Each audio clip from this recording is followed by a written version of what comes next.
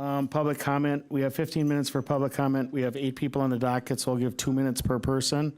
Try to keep it short and sweet, and if somebody says something, try not to reiterate what they said. So we'll start with James Russell, and if the microphone is up to the left.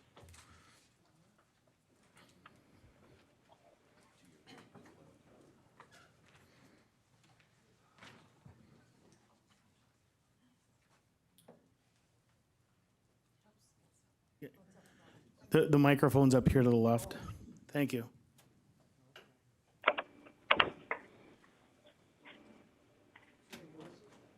The microphone's up here to the left. Thank you. Well, my name is Jim Russell. I live in Weston, and I just like to be in support of this resolution. We already have a U.S. Constitution that gives us these rights, but in today's political atmosphere, I think it's necessary that we also need this redundancy to just to doubly ensure it. That's all. All right, thank you, James. Next, I have Eric Johnson.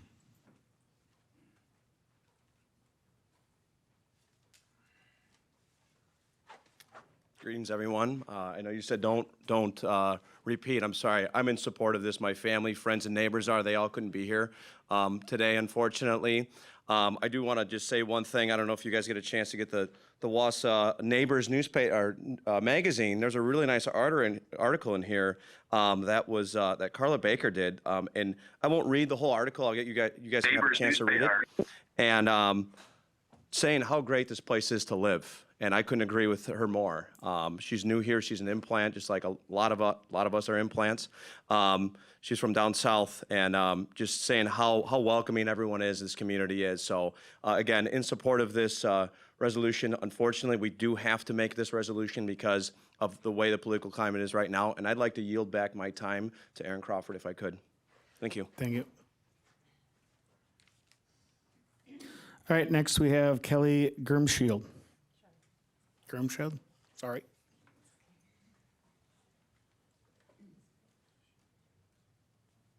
All right, well, I guess it's a little redundant, but hey, I'm not only standing here, I represent my husband, neighborhood out in the Knowlton area, Lake Dubay, my church family, and my extended family. Our constitutions, along with Wisconsin, are well-written documents which have proven themselves to ensure and protect liberty for all people. And no committee, board, or group of people that come and go with the wind should be able to make policies, rules, or standards that would do more for the people than our Constitution already has.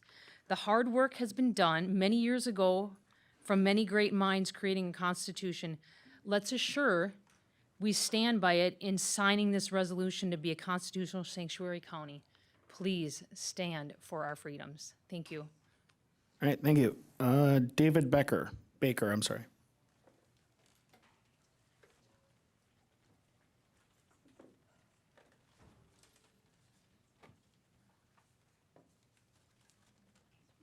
Good afternoon, Chairman Boots, Vice Chair Jacobson, and Public Safety Committee members. Thank you for putting the CSC resolution on the agenda today for our educational issue.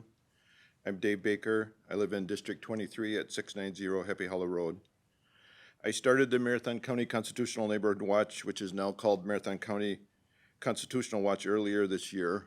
We're a group of self-governing conservative activists. We've been fortunate enough to meet and work with many other Marathon County groups that have similar goals, including Get Involved Wisconsin. I'm going to ask those that came here today to support the CSC resolution to quietly and politely stand for a few seconds to show their support of the resolution. Thank you. Getting the county board to adopt the CSC resolution is a small but significant part of our overall goal of transforming Marathon County into a constitutional sanctuary county, one which supports and upholds the Constitution and protects and defends the rights and freedoms which are given to us by our Creator and are enumerated in the Constitution. The Constitutional Sanctuary County Resolution was drafted by a group of 5 to 10 people, all Marathon County citizens, in April this year. We borrowed heavily from the text of a resolution that was passed last year in Washington and Dodge counties in southeastern Wisconsin. Several of our neighboring counties have already passed similar resolutions, including Wood, Portage, Shawano, and Langlade. I had the opportunity to review the CSC resolution with Sheriff Parks at the May 8th Get Involved Wisconsin CPAC conference.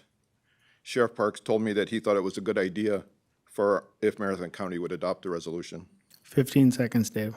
I would be happy to discuss and answer questions from any county board supervisor, either individually or during a committee meeting. Thank you. Thank you very much. And next we have Aaron Crawford.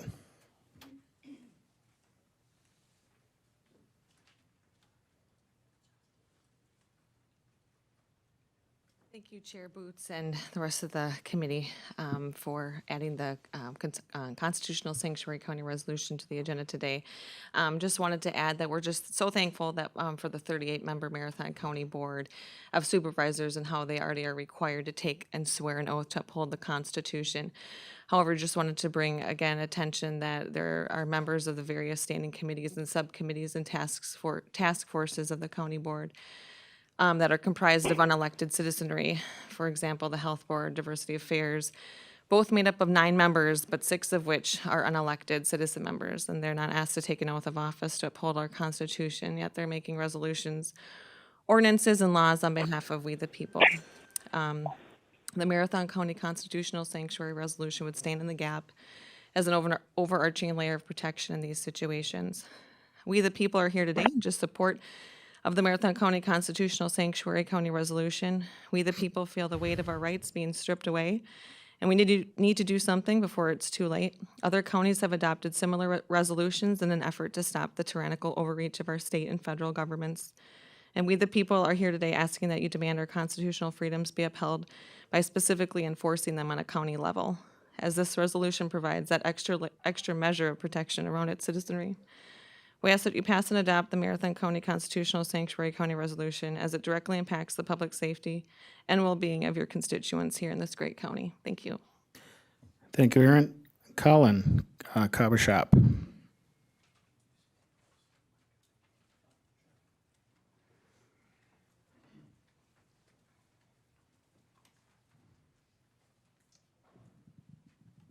Is this good?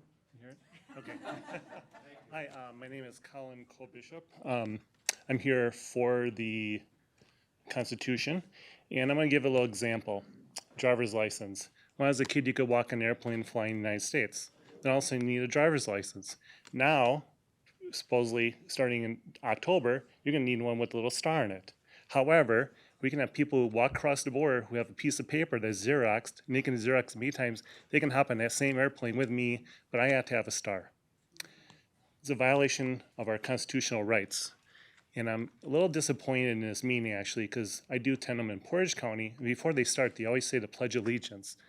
And the Pledge of Allegiance says we're not a democracy. It doesn't have the word democracy. It says republic. And what is the glue of the republic? It is the Constitution. And I'm going to say one other thing. Our so-called president, Joe Biden, I think it was in February or March, he gave a speech, and he said the Constitution is not absolute. So this is the Constitution. So according to Joe, it's still on the table, but I can't reach it. It's still there. We need to keep it in our local level, because at the national level, someone's going to take it away from us. Even though it's on the table, it's going to be far out of our reach. Thank you very much. Thank you, Colin. Number 7, we have Corey Tomchek. Thank you, Mr. Chairman. I, too, am here in support of the Constitutional Sanctuary Resolution. Most of the people before me have stolen my thunder. I am also concerned of the actions of some of the subcommittees of the county board, and I would encourage all the county board members to reevaluate where they stand as far as our constitutional rights. We have plenty of rights to protect the people of the United States, and it's unfortunate but necessary that this resolution be brought up in this manner for the county board to endorse. Thank you for your time. Thank you, Corey. We have Richard Pixley.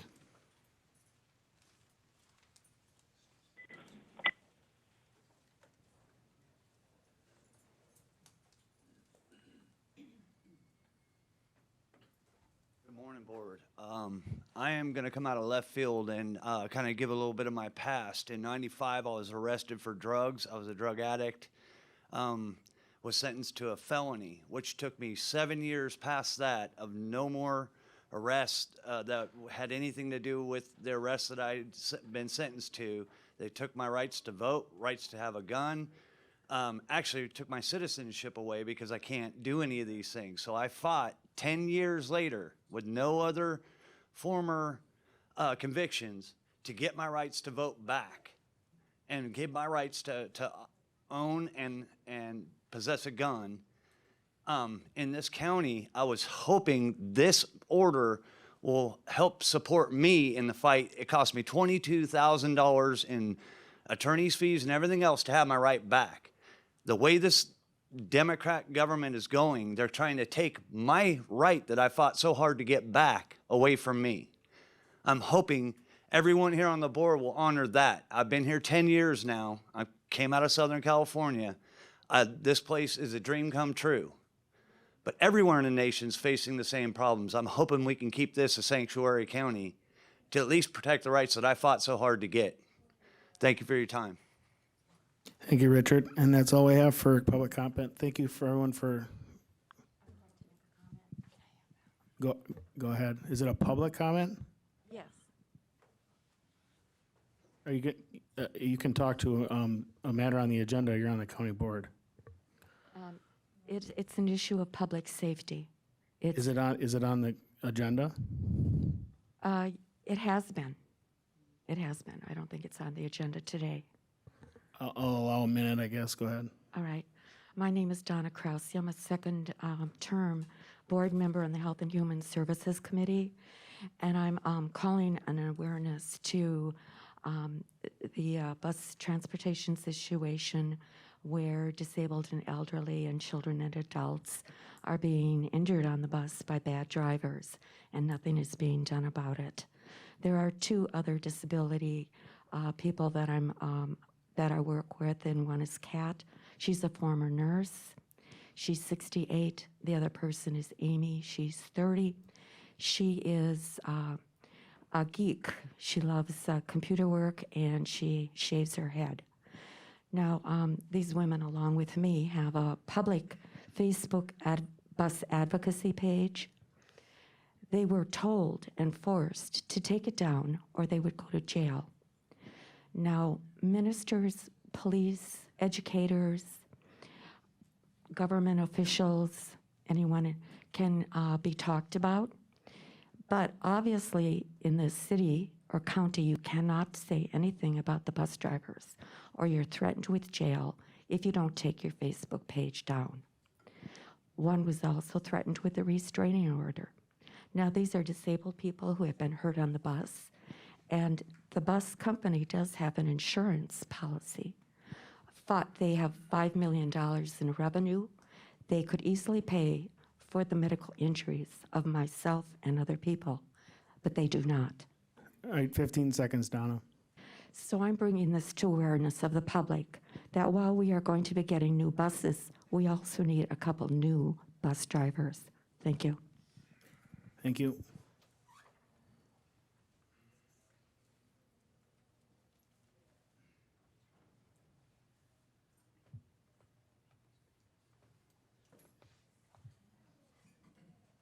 All right, then we'll move on to approval of the June 30th, 2021 Public Safety Committee meeting minutes. Do I have a motion?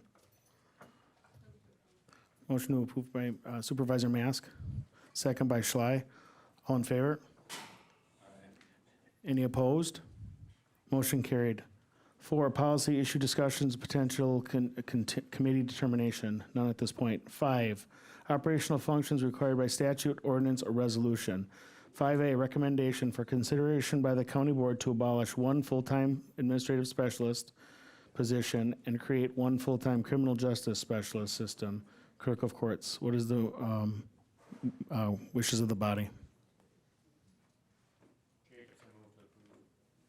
We have a motion to approve by Supervisor Jacobson, second by Supervisor Mask. All in favor? Aye. Aye. Any opposed? Motion carried. 5A or 5B, 2022 budget position request. Create one full-time administrative coordinator, B3 in the district attorney's office. What are, no, we'll talk about them later. It's in the PowerPoint, so. If you, go ahead, Lance, I'll let you go.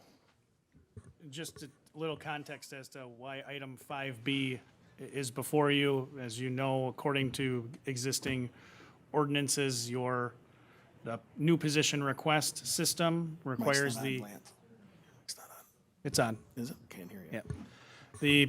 The new position request system as set forth in your ordinance calls for this committee, the Public Safety Committee, to take up new position requests from the designated departments underneath its auspices.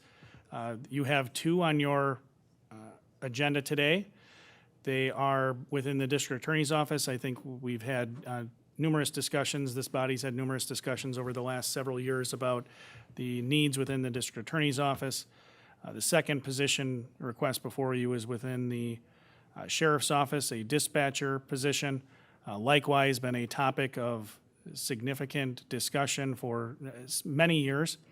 I'm asking you to approve those positions for consideration in the 2022 budget. At this time, it will ultimately be up to administration to work with all of the departments, including the two that I've referenced, the DA's office and the sheriff's office, to identify funding sources. We're in the process of building the budget. I can't stand before you today or sit before you today and tell you that I know where that money is going to come from. But these are the two greatest priorities that were identified through the system budgeting conversations that we've had. I'm going to endeavor to find ways to bring those positions forward and build them into the budget. But as a practical matter, based on the existing ordinances you have in terms of operations, this is required to be brought to this standing committee prior to being brought to the HR, Finance, and Property Committee. Happy to answer any questions. Your packet has the information on why the administrative coordinator position in the district attorney's office is absolutely necessary. I can also report, and I'm sure Teresa's very happy about it, in the state budget, the district attorney's office got another prosecutor, which is great news.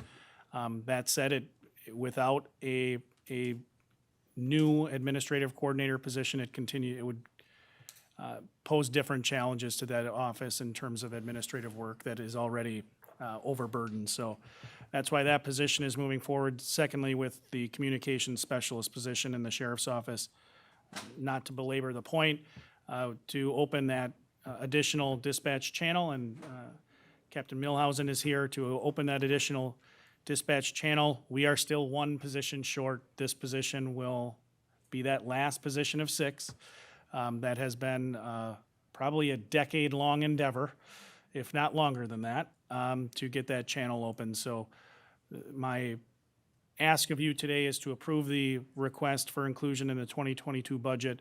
I will then work with, again, all departments to find the sources of funding to make those positions possible. Thank you, Administrator Leonard. To add on to that, we'll get into that a little bit more in 6C for the system budgeting process, and explain, basically why those were immediate. Those were the two immediate needs through that process. The longer needs will be basically done through the other committee that was formed, and we'll get into that when I get to the slideshow. But thank you, Administrator Leonard. So, Mr. Chairman, go ahead. Mr. Chairman, I move for adoption. I have a motion to approve for adoption. Is that both B1 and 2? Yes. All right, we have a motion to adopt both 1 and 2, a second by Jacobson. Any further discussion? All in favor? All right. Aye. Clarify that this is going to the HR, Finance, and Property Committee? It doesn't need to?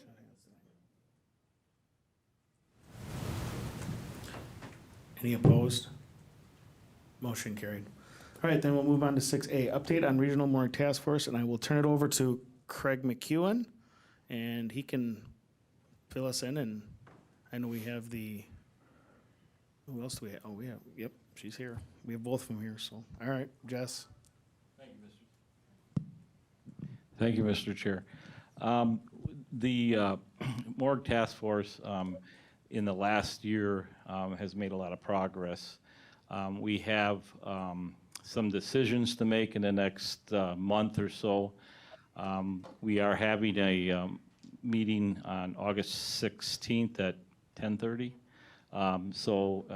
There'll be some things that we're going to be discussing as far as location. But as far as the process, I'm going to turn it over to our medical examiner, Jessica, and have her fill you in on some of the more details. Thank you.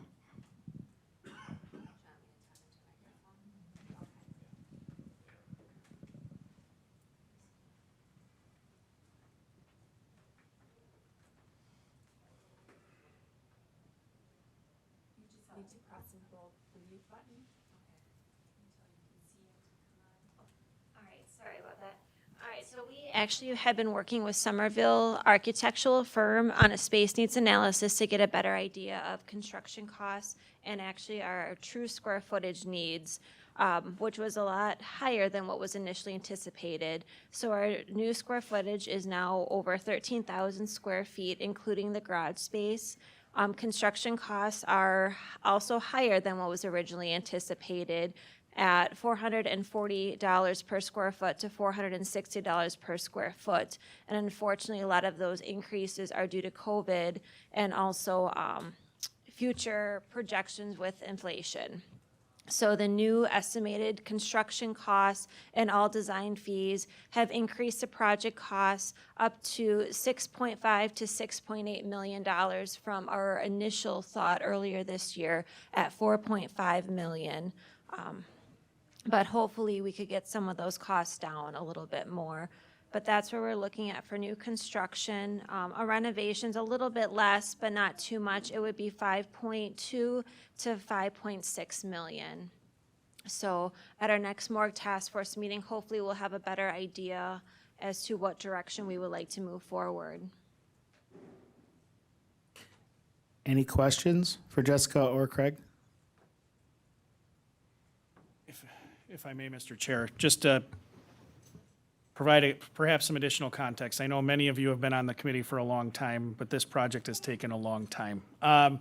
So just to, the need for a autopsy resource, I think, is well-founded. And again, you've seen all that information before. It impacts not only Jess's office with having to transport those decedents to a facility. Right now, we're talking either Madison, Fond du Lac, Milwaukee, but those resources are remote. But it also brings law enforcement out of the area, which is a significant impact to local law enforcement. So that really spawned this endeavor quite a number of years ago. As Chair McEwen referenced, we've made a lot of progress in the last year, despite, I would say, in the last 18 months. Particularly, we took a little bit of a different tact. Initially, our thought was, let's make sure we can partner with counties, and certainly partnering with counties is important. And Jess has, within the business plan, which again has been in previous packets, there's a wide range, significant amount of support within northern Wisconsin and even into upper Michigan for this resource. There is clearly a need. But the thing that I think I give credit to the task force and the team for doing was really looking for opportunities outside of counties to have partners, because being in the forensic pathologist business is not something we're familiar with. There are only very few counties in the state of Wisconsin that are involved in that business, and we wanted to make sure that we had the right people around the table to help us be successful, because no one is well served if we spend a significant amount of money building a building and then don't have the necessary staff, primarily the pathologist, to make it operate in a very sustainable way. That has been a focus from day one. So we looked at some new ways to do that, and partnering with our health systems was one of the primary ways we did that. And we've had numerous meetings with our local health systems. They've been positive. And that's been some of the reason it's taken a little longer than we would have otherwise hoped. But the positive thing that's come out of those meetings is that we do have the relationships built, that whatever location we ultimately end up in, whether it's property currently owned by a health system, property owned by Marathon County, or property that we don't own and we need to acquire. I think that my sense right now is that each of the health systems remain interested in a partnership, and the other partner I would indicate that remains interested, they're on our task force. We have representation from the Medical College of Wisconsin. So it's taken a little bit longer. I think we're very close, as Jess indicated, to having a location that we'll be able to report back. The task force is having that meeting on the 16th, where we should be able to report back some more concrete information. But as of right now, we're continuing to work with that architect that is specialized in these sorts of facilities to really dial in those numbers. And like every construction project that is going on right now, our numbers are higher than they would have been a year ago. But we're going to sit down and evaluate what those numbers look like. The primary goal, again, throughout this process is sustainability. It's one thing to have a high initial construction number. It's another thing to have a business model that isn't sustainable. The good news is we have a sustainable business model. Thank you. Anything further? Go ahead, Supervisor McEwen. Thank you, Mr. Chair.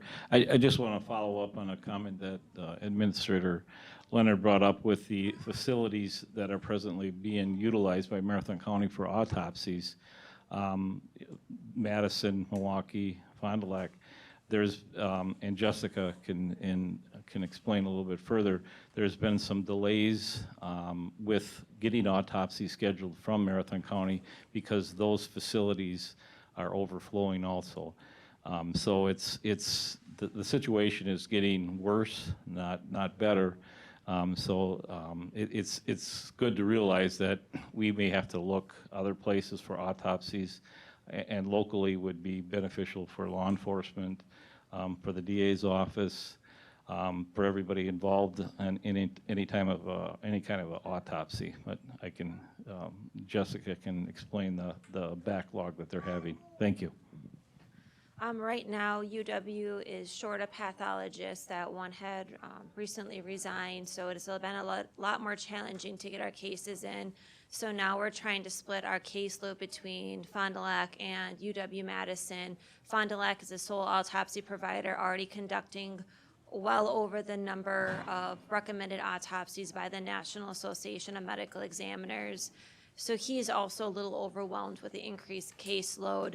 Another big hit to the state was one of the local hospitals in the Eau Claire area was conducting a lot of medical autopsies for coroners and medical examiners in that region, and they just announced that they are no longer doing coroner medical examiner autopsies. So that is another provider that we do not have to rely upon in the state. So we definitely need this type of resource, especially local. Wassa is a prime location, being right in the middle of the state, and with our large healthcare systems here that are supportive of the project. We also have the current staffing and structure to be able to expand upon our office to make this work well. And I'm confident that if this does get approved, that we would have a very successful operation here. So hopefully things continue to progress forward and we can get some more service in the state, because it is definitely needed. The Fond du Lac provider, Dr. Kovac, has expressed interest in partnering with us as well to be an alternate autopsy provider if one of our pathologists was ever unavailable or we had too high of a caseload, and vice versa, to cover for him while he's on vacation. So we do have another office and pathologist to work with. So any other questions? Go ahead, Supervisor Mask. Thank you. There was some confusion with some people that had gotten in touch with me and said, well, why don't we use pathology associates? And I know that they don't do autopsies. They just do biopsy evaluation, if I'm not mistaken. Yep, that is correct. So they used to do medical autopsies, and at that point we did utilize their services. However, a lot of the healthcare systems are switching away from offering autopsies to coroners and medical examiners. And Teresa can attest to this as well, that our caseload is getting much more complex, where cases that you normally wouldn't anticipate to be an overdose come back an overdose. So the main difference that people don't understand is the pathologists that work in the hospital setting are called clinical pathologists. So they go through the same training to learn the histology, which if you have any biopsies or anything else done, when they look at the specimen underneath the microscope and diagnose it, that is a pathologist that does that. So that's what they specialize in. They do medical autopsies in-house at some hospitals, but other hospitals do not. So Aspire's decided to no longer do them in-house for various reasons. Other hospitals still do in-house ones, but they do not feel comfortable doing cases for coroners and medical examiners just because they never know the legal nature of the case at the time of the autopsy. Because if something comes back in toxicology, now that pathologist has to testify based upon those results and get drug into the legal system, which most of them do not want to be part of that. Well, a forensic pathologist is different. So they first have the training of the clinical pathologist, so they can do all they can look at the different histology slides and know that part. However, they have additional training in forensics for a 1-year fellowship program after they're done with all their clinical pathology training, where they learn more about injury identification, toxicology, postmortem changes, a lot of those things that forensic pathologists need for doing these complex cases, and they're the ones who want to do it. If associates in pathology still had pathologists willing to do clinical medical autopsies, we definitely would be utilizing their services right now, but unfortunately, they do not offer that, so that's what we ran into. Yep, thank you. It's good to have someone explain it because I'm hoping the right people are listening today because I tried to explain it, but coming from you, it's more important. I'm really excited about this. I've been watching you guys for a long time and this is coming together and I can't wait to see the come to fruition. So congratulations on all your hard work. Go ahead, Supervisor McEwen. Thank you, Mr. Chair.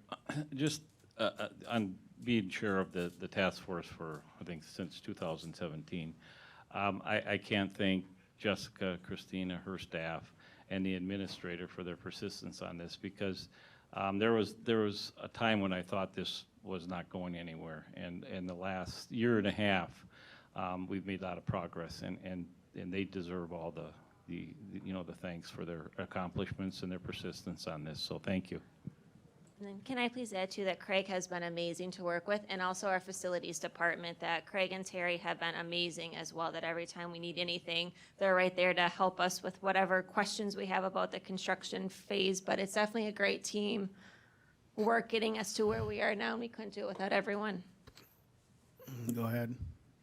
Thank you. I'm not going to thank anybody. They've all done that already. I wanted to build on one point that Supervisor Mask brought up, and maybe, Jess, you can elaborate. You know, the benefit, Jess laid out the difference between what a medical autopsy is as opposed to a forensic autopsy. There is still a real benefit to being associated with a health system, and again, I think this is one thing we've really focused on because the value of the forensic pathologist having the opportunity to consult with those medical experts. Do you want to talk a little bit about that? Absolutely. So the biggest disadvantage we would have just having a facility without the partnership with a healthcare facility is that a lot of the pathologists do depend on talking to other specialists.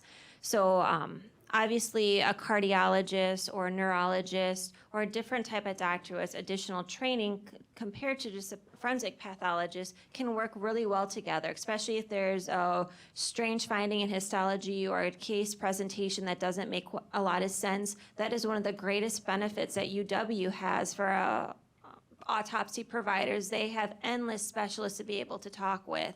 We're very fortunate that our office already has great partnerships with both Marshall Clinic and with Aspirus and working with their doctors, that having the ability for the pathologist to be able to consult with other doctors in these type of cases and vice versa. If one of the hospital pathologists or even a physician caring for someone has a question of, this person came in with a gunshot wound, I don't know the directionality to document it, they can use that forensic pathologist's knowledge, but that's going to be one of the greatest things for recruitment. And also, it's important if we had a situation of, say, an infant that had significant trauma to it, where we could have a pediatric radiologist review some of the x-ray slides to be able to identify the fractures, which the DA's office, law enforcement can attest is huge for prosecution in that type of case, that it's definitely a good partnership to have all the key players together, and that's why it's important to work with the healthcare system. Plus, their laboratory is able to help us locally with some of the samplings. We still would need to use our forensic toxicology lab, but we could do some urine drug screens. They've been great to help us with our COVID testing and different types of cultures that we could do local at the hospital as well. So it's definitely a good partnership to have both here, plus a lot of the physicians at the hospitals, their autopsies are going elsewhere, where now they could stay local and even attend the autopsy. So that's another benefit to the healthcare systems, is to have it locally where the doctors could work closely with the pathologist and actually be part of the autopsy and see what is found at the time of the case. Thank you. Anything further? All right, again, thank you to the task force members. We'll move on. This is going to tie into both C also, so I'm going to turn it over to Administrator Leonard on our Criminal Justice Coordinating Council. I'll be very brief. As you all know, at your last meeting last week, the county board approved the ordinance creating the Criminal Justice Collaborating Council.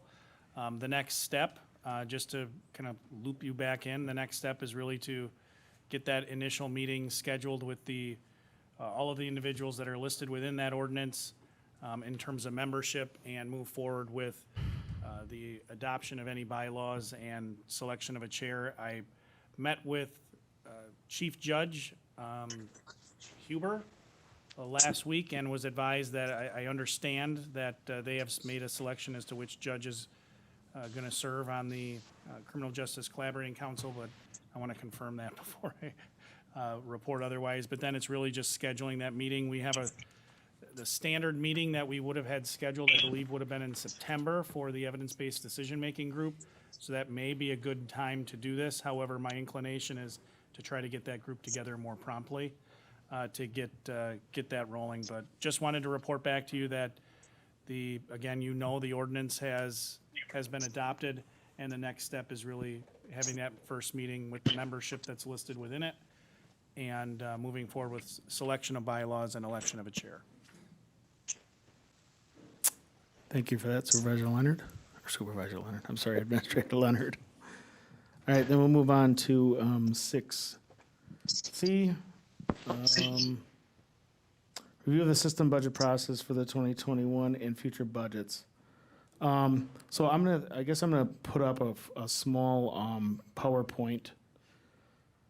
So if you remember back at the last budget, we were talking about the some needs that some people thought weren't being met. So both Supervisor Jacobson and myself took it upon ourselves to basically put together a presentation, I guess I would say, after we went through the system.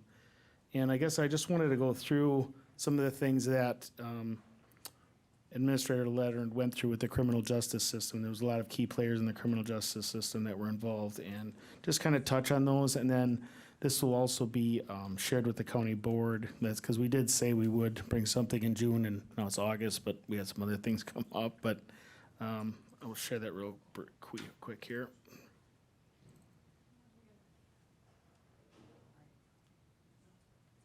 Perfect. So here's the first slide. It's just criminal justice system budgeting. So that was what the group was basically called. They were looking at a holistic look at how we budget for the criminal justice system. And most of these slides are just things that the group came up with, and I just want this standing committee to know some of the things that were discussed and when what was decided upon after all these were concluded. So. What did they hope to accomplish? And these will all be part of the packet. I'll put these all in the packet, but I wanted to present them before we put them in the packet. And they will also be available for the entire county board if they want to look at these. So here's what they hope to accomplish when they started the meetings. These were the short-term needs, what they felt were their short-term needs. Now this is like first and second meetings they got together. and this is what they came up with. And correct me if I'm wrong, Lance, but for the most part, these were, both you and assistant administrator was involved in a lot of this, actually. Correct. Jason and myself, the other members, Teresa, we had representation from the judges. I think Judge Huber and Judge Moran, I don't know if they were at every meeting, but the majority of meetings. Chief Deputy Billab from the Sheriff's Office, Shirley Lang from Clerk of Courts, Lori Yari, Justice Systems Coordinator, and I don't know, Teresa, am I missing anybody else? So these first slides that Chair Boots put together, those are just images that came out of a series of brainstorming exercises that the members did at, the classic thing you've seen in facilitated meetings that you would attend with sticky notes and pads on the wall, sticky paper on the wall. And some of the information, if Chair Boots gets into detail, these meetings started with, they were rather depressing. I'll say it's not unusual in county government, at least in my experience, it's not unusual that there are a lot of needs. But I think everybody on this committee recognizes there is a lot of needs within the criminal justice system, as Chair Boots referenced before, whether it's positions or otherwise. So we wanted to take the opportunity to go through the brainstorming exercise to really capture the thoughts of the group and at least get them down on paper. We knew we weren't going to solve all of the issues in a single meeting, but we wanted to capture the kind of wisdom of the group. So that's what Jason did through these images he put together. And then, obviously, this isn't the best scenario of how we're putting this up, because there's a lot of information on a small slide. So this will be in the packet. We will have this all in the packet so you can all read it, and it'll be available to the public also to look through them. So these what they felt were the long-term needs, real quick, was defense attorney capacity, technology, programming, control inmate population, space, and security. Those are the long-term needs. I gotta go back down. What opportunities did they see? So they saw 4 major opportunities: was increase revenues, share positions, create efficiencies, and reduce expenditures. So this was a sheet that they came up with after, I think it was the 3rd meeting, I want to say. I'm not positive, but I'm not sure. Increase revenues. Some of the areas they thought they could increase revenue was electronic monitoring fees, restitution collection, and recover more of the costs.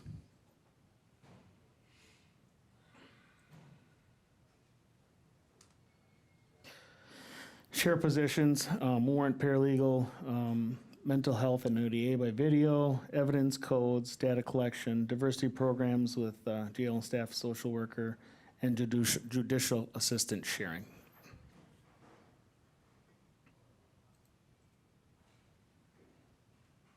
Create efficiencies, countywide recording system. There's a lot that they found that could be done on the technology side, and I will be continually to try to get more of that done as far as the technology side, because there's a lot that we feel can be done with if we get more technology involved.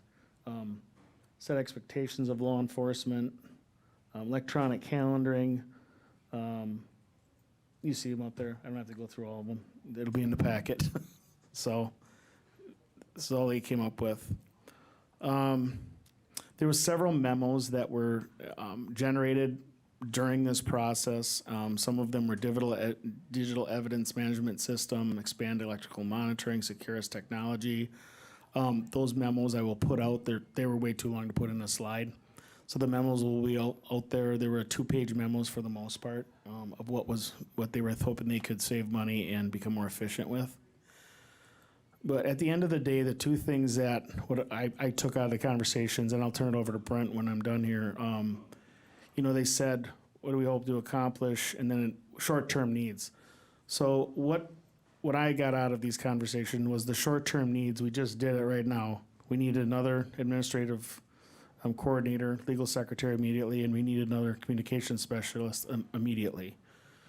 And then they also came up with the Criminal Justice Collaborating Council. So in my mind, from what I gathered, from what I had heard, long-term needs. All long-term needs moving forward for the Marathon County Board should be going through this collaborating, coordinating council. It has all the parties that are involved in doing this work at the table, making the decisions. So when we get to the budget process, we know what the deficiencies are. We know what the wants are. So that's what I'll leave it at, and then I'll turn it over to Brent. I mean, there was quite a few meetings, and that's kind of what I got out of it.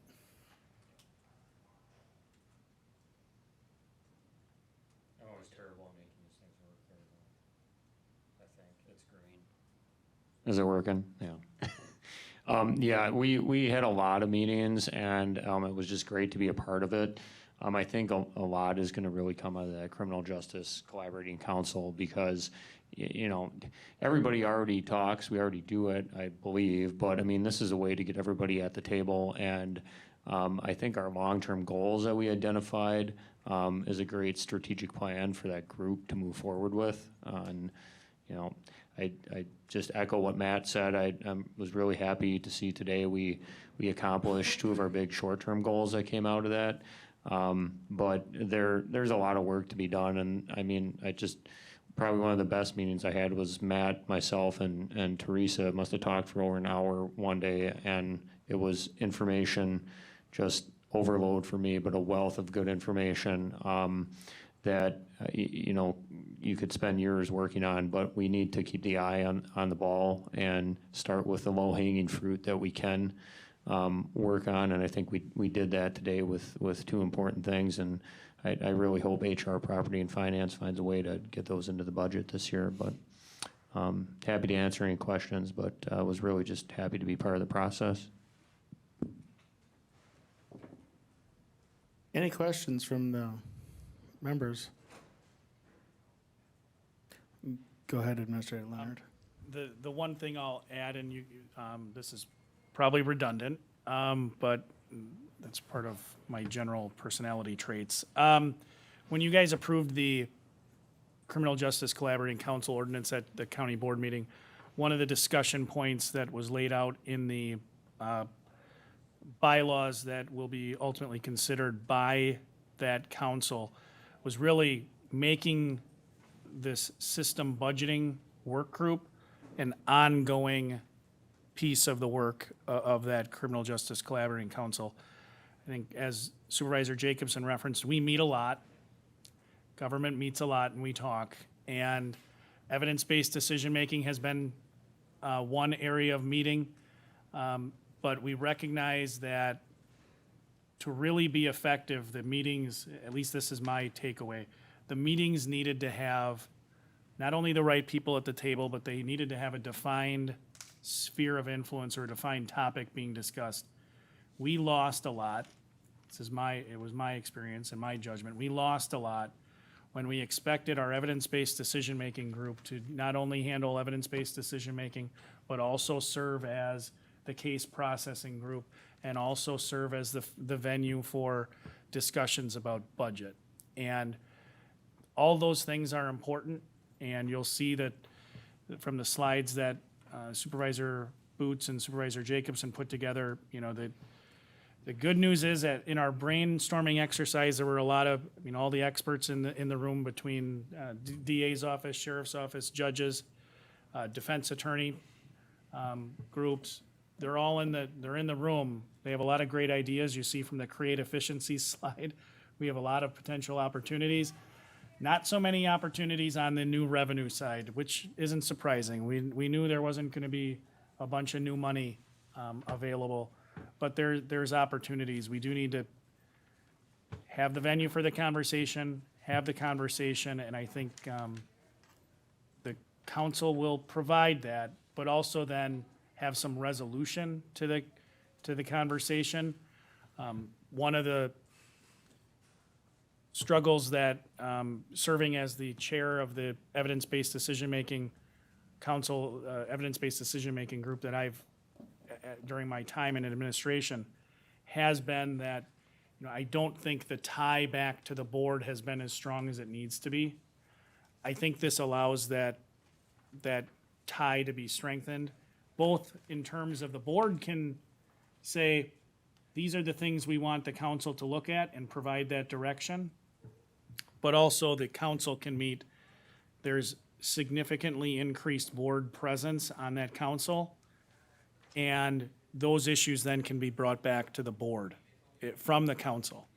And it also recognizes that a lot of the issues within our criminal justice system are not, it's not a sheriff's office issue or a DA's office issue or a judge's issue. They are issues that transcend not only departments within the criminal justice system, but transcend the criminal justice system itself. I mean, there's a reason that North Central Healthcare Representation and Social Services and Health Department need to be in the room. The issues we're dealing with the methamphetamine and opioid and heroin epidemics, those are things that are gonna need a broader solution than just a single county department or a single system. And in fact, that's also why a lot of the membership of the Criminal Justice Collaborating Council is outside of county government. So will it work? I'd love to stand here and say, hey, this is gonna be the next great thing and it's gonna solve all the problems. I can't say that, but I at least think it sets us up to have the conversations that matter in a venue that matters and have a framework where perhaps our opportunities for success are increased.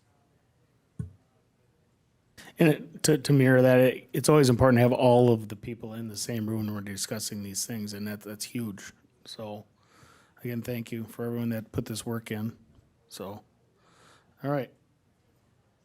With that, we can move on to 6D. So what I had, I wanted to bring Craig back in, and I want to do on the strategic plan. I felt, that's why I asked if people could come in person this week or today. I guess I wanted to go through with the committee because we have quite a few newer members on the committee, and quite a few new members on the county board in general, not meeting since COVID. So I wanted to kind of go through what the actual strategic plan is, what we have right now for our strategic plan, what this committee is in charge of, and what Craig has been working on prior to us even meeting. So I'll start with, I want to go to just the priorities, then I'll move on to the strategic plan goals, and then I'll turn it over to Craig. But just real quick, I'm going to pull this up.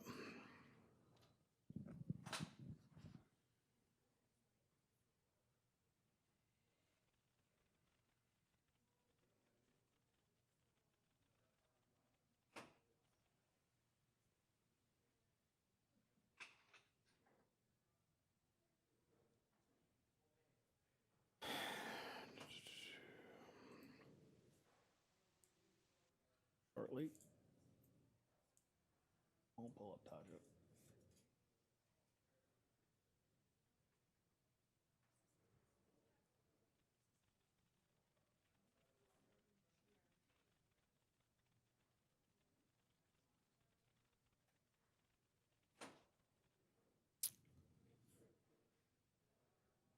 Technology.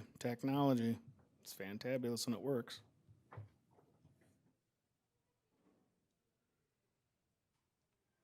Thinking.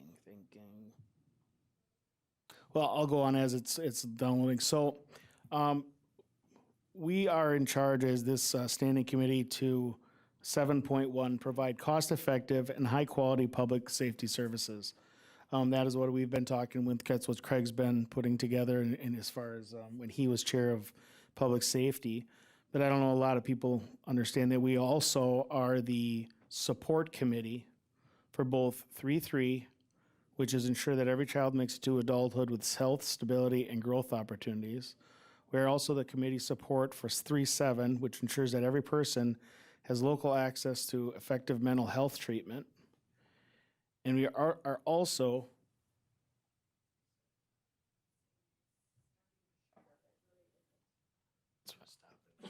That's fine. We'll just keep going through it. And then we are also the backup committee or committee support for 7.2, which is mitigate the impacts of heroin and methamphetamine epidemics in Marathon County through evidence-based practices. So that's one thing I wanted to kind of point out, that we are just not 7.1. We have to also look at those other things because we are the support committee on that. And with the way that the committees have been meeting lately, We haven't even had a chance, typically once a year, when I was the chair of Health and Human Services, Supervisor McCune and myself would have a joint committee to make sure that our stuff was aligning and everything was getting covered. So we will be doing that shortly, hopefully here, now that we're getting back into in-person. So I just wanted to point that out. And then, let me go out of this. And I will put this also in the packet. All the things that I'm sharing or not sharing will be in the packet of things that we've done. So with that being said,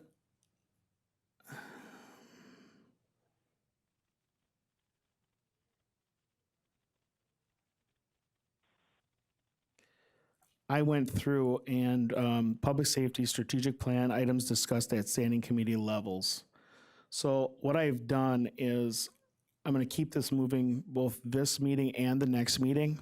So I've gone through every single meeting we've ever had. I've told you the month of the meeting. I've said what we've put. I've highlighted what strategic plan I feel, or what number corresponded. But what I'd like from this committee is for them to go through the same thing, the same document I generated, and look through and see. As chair of this committee, I am the chair, but you run this committee. So if you see things we're missing, I need you to tell me things you'd like to see on the agenda. So that being said, I'd like to pull this up, but I don't know if I'll be able to, Lance. Stop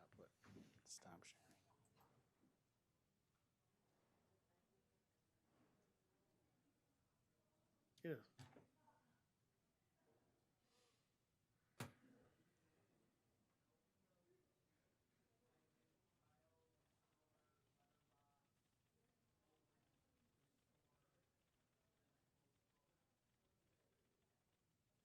Yeah, we'll pull it up.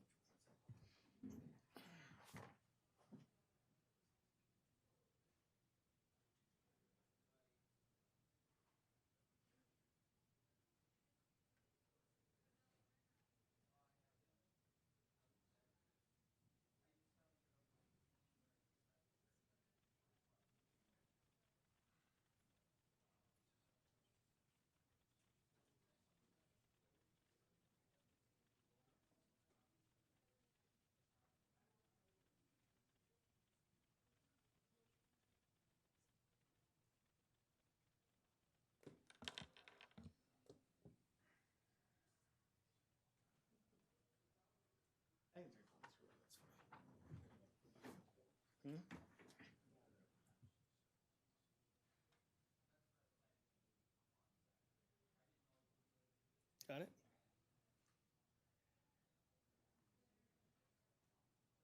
You can do it here, it's fine.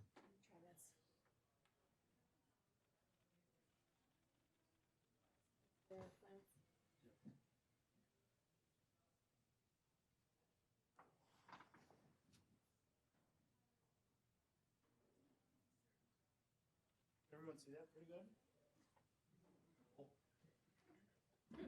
Big screens and it's still not working.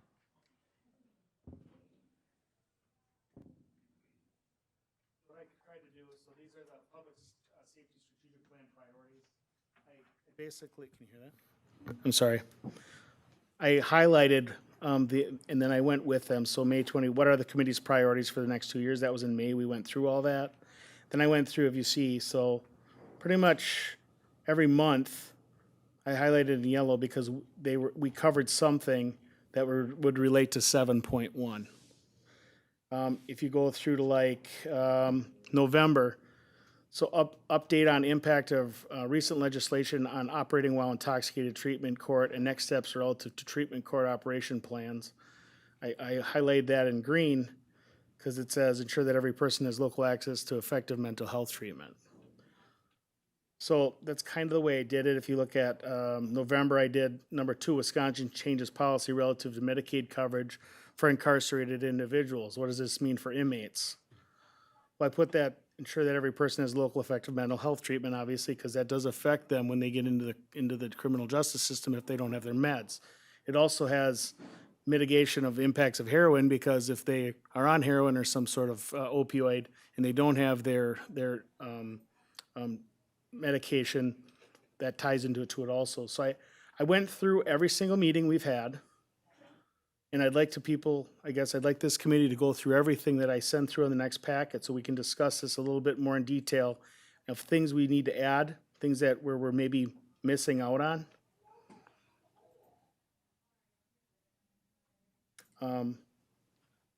So yeah, so want to just keep the ball rolling for Craig because I mean it's his job to ensure that we are doing the strategic plan. I mean that's our job as this committee is to follow the strategic plan. So with that, I'll turn it over to Craig, and you could tell me if I'm going the wrong area, or. Thank you, Mr. Chair.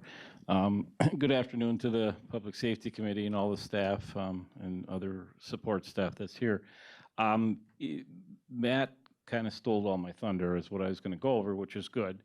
The reason that I wanted to have a discussion with the Public Safety Committee was to keep the discussion on the objectives that public safety is the lead committee for, and then the other three objectives that they are the support committee.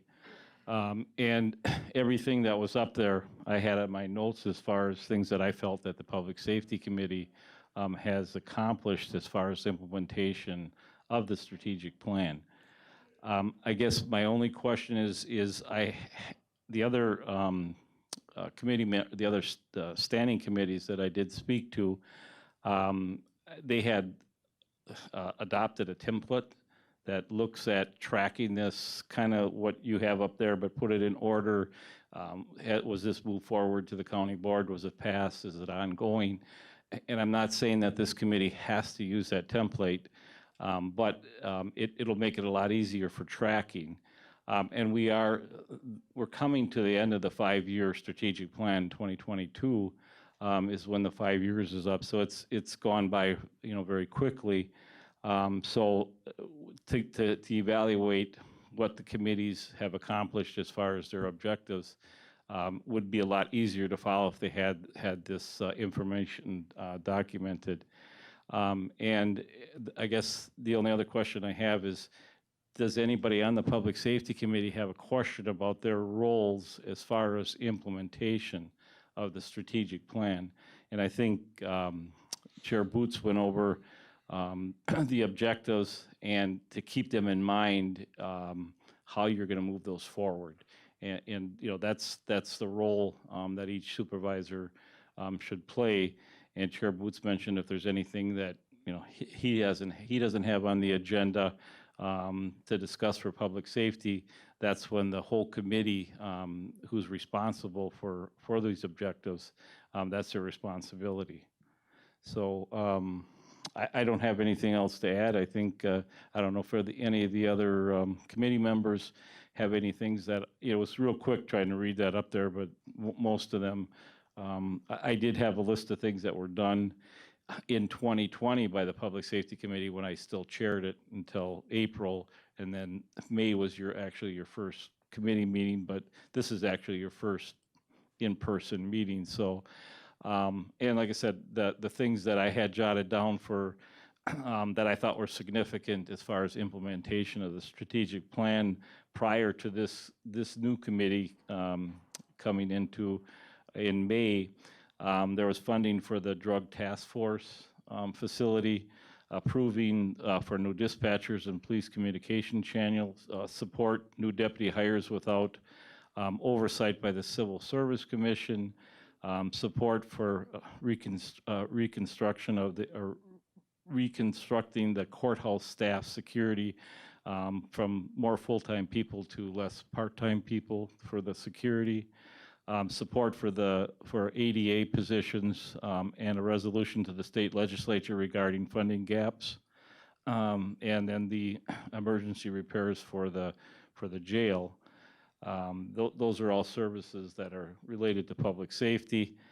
And the last one that I just wanted to add was in April, which was our last meeting before the new committee came out. We had a joint committee meeting with infrastructure about the 911 issues with people in Marathon County, duly because of the services that Frontier was no longer offering. and there were people that weren't able to call 911. And I know the broadband task force chaired by Supervisor Robinson is dealing with that issue. So I don't know if this came out from that exactly, but Supervisor Robinson was the chair of infrastructure at that time. So does anybody have any questions of me? Real quick, Craig, Administrator Leonard and myself did talk that about the template. I did not put in the template, but we will be putting in the template so we have a standard. Because I think it's very important that we do have a standard to put it in a template so that we know it's kind of good across the board. I have my own ways of doing things. No, and I'm not, yeah, and I'm not insinuating that every standing committee does that, but if it's uniform, it would be a lot easier. Yep. You can change it. I know ERC did change it up a little bit from the original one, and like I said, if committee members have any ideas on how they can change that up to make it more easy or usable for the committee, that would be fine. So, thank you. Go ahead, Supervisor Mask. I had a whole list to add to Craig's, but he covered the rest of the list. So did the new crisis beds open up at North Central? And do we also have our youth psychiatric hospital in operation? The crisis renovation is actually just getting started right now. That was through the state budget, there was an additional $5 million that was put in terms of a grant to Marathon County specifically for expansion of crisis and detox beds. Now, the $5 million, I hate to disappoint. If you thought we were going to do the whole renovation of the crisis center for $5 million, sadly, no. It's going to cost a lot more than that, but certainly very much appreciated. So the renovation of that is just started. The bids were just received. I hazard to guess, but just a little earlier this year. With respect to the Youth Crisis Hospital, yes, that is open. So we do now have a resource for youth that are in crisis rather than transporting them to, I believe they would go to Mendota. Rather than having them transported to Mendota, they would, or Winnebago. It's one of the two. They now can remain here. Thank you. Anything further for Supervisor McEwen? All right, thank you. Like I said, I will put this in the packet. Like I said, I'm going to put this on the next one if anyone wants to update anything on here or, but in the meantime, I will talk with Administrator Leonard about sticking that in the. Yeah, I guess, well, and you can do that anytime, obviously, but if you want anything on the next agenda, feel free to either contact me or Administrator Leonard so we can get that on the next agenda also. All right, with that, we'll move on to 6E. So Marathon County Constitutional Sanctuary County. So the reason I put this on the agenda was there was several citizens that approached me via text, email, phone call, and wondered if we could put this on our agenda. I feel that's our job as the public voice to put things on here. I bring this up as an educational presentation at this point, just to see what supervisors think of this, their thoughts, and then we'll move from there, I guess. So at this point, I just wanted to bring it forward. All right, thanks. Go ahead, Supervisor Mask. Is it okay if I comment on it? Absolutely. All right. In my opinion, this is not policy. Our committees and our county board should be focused on policy-driven issues. And I think wordy resolutions are distractions that are sapping our resources from the county's time and the talent that should be used to fulfill our statutory responsibilities. It makes us fragmented and vulnerable to resource draining issues. Things like this should be addressed in a community forum, not a statutory body. We, as county board members, are sworn in. We pledge to uphold the Constitution when we are sworn in. I don't think we need a resolution for that. Thank you. Thank you. Further comment? Go ahead, Supervisor Schley.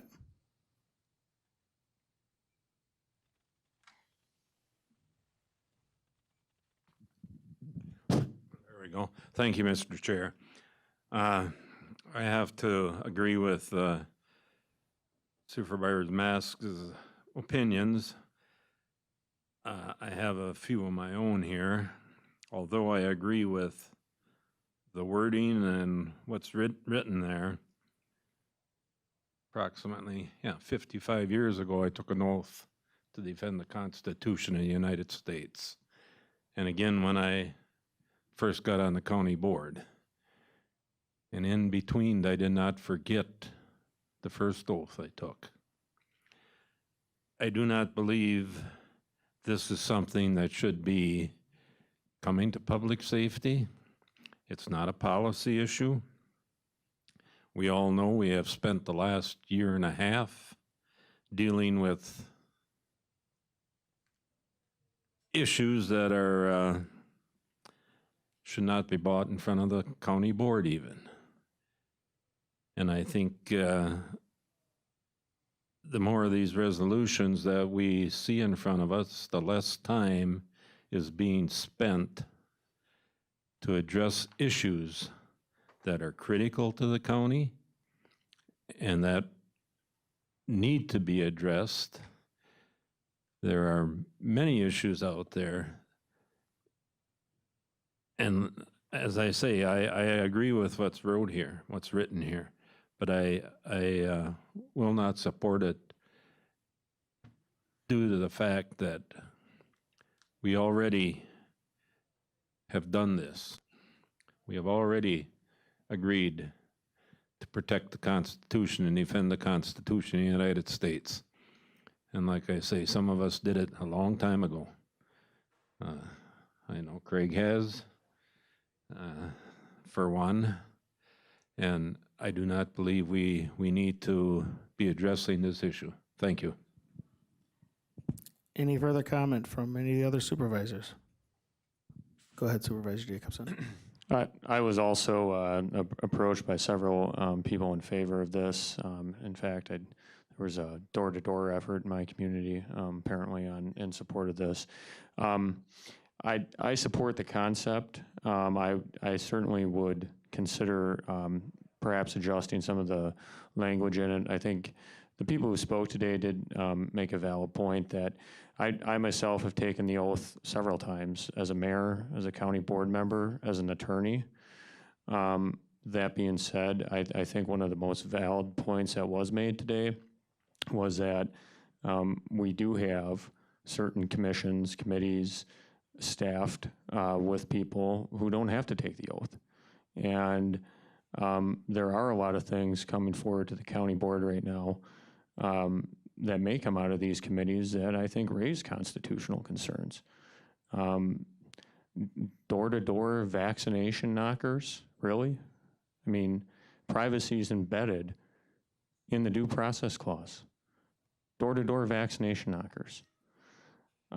We had talks when people were getting scared about the pandemic when it first came out about shutting down businesses, quarantining people. I mean, all of this raises serious constitutional concerns, and some of these ideas are coming from staff, or did at the time. So I completely support this concept that we ought to back up what we say we're already doing. So I'm in support of it, but I appreciate the perspective of my colleagues as well. Thank you. I guess the only one who hasn't commented on it would be Supervisor Lamont. Did you want to comment?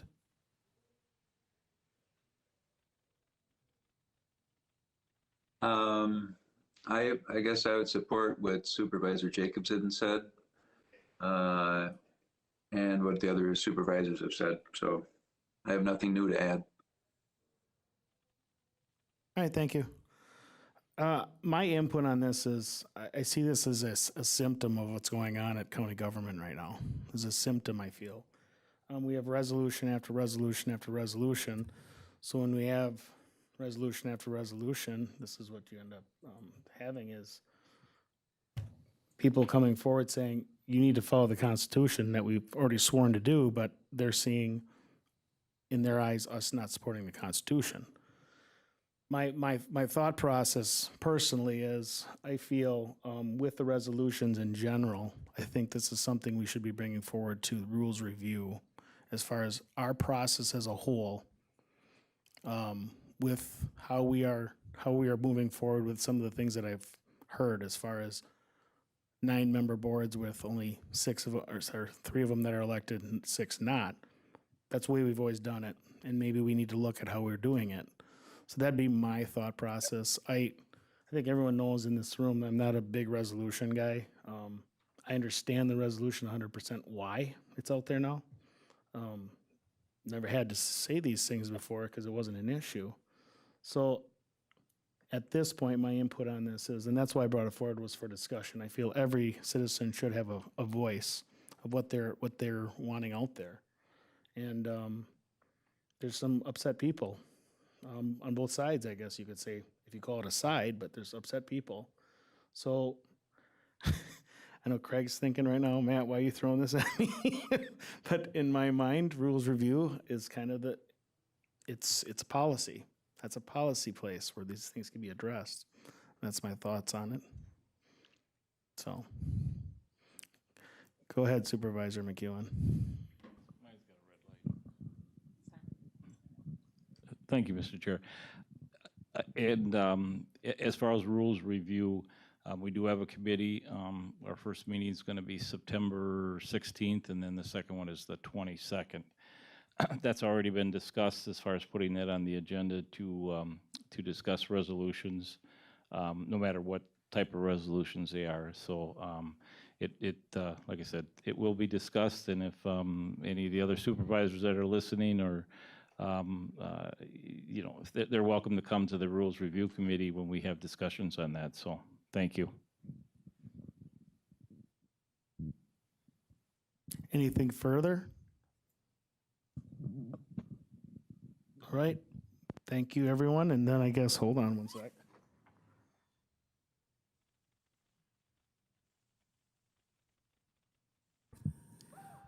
We'll go to 7A. Committee members are asked to bring ideas for future discussion.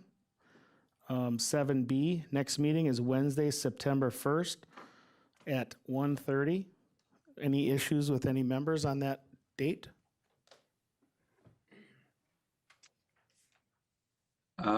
I'm going to be out of town, but I can do WebEx if that's still allowed, Mr. Chairman. Bruce, when aren't you out of town? I want your life right now. Fishing, I assume. No. Yeah, no, WebEx is completely fine. I just wanted people at this meeting, if possible, because I thought I could do a better PowerPoint. Didn't work out that way, but we'll have it in the packet so everyone can have that. I apologize. I forgot or wasn't aware, but I think it was more forgot. So I saw that we had the WebEx option, so I'm like, oh, good, I get to do it from home. It's tough being retired, Bruce. I get it. You sound like my dad. Thanks. All right. All right. Then I will take 8. So, motion to adjourn. Second. All in favor? Aye. Any opposed?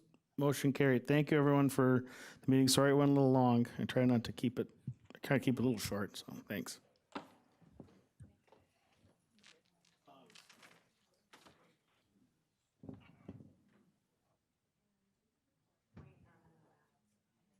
I'm just going to give you guys the S drive and give it to me later.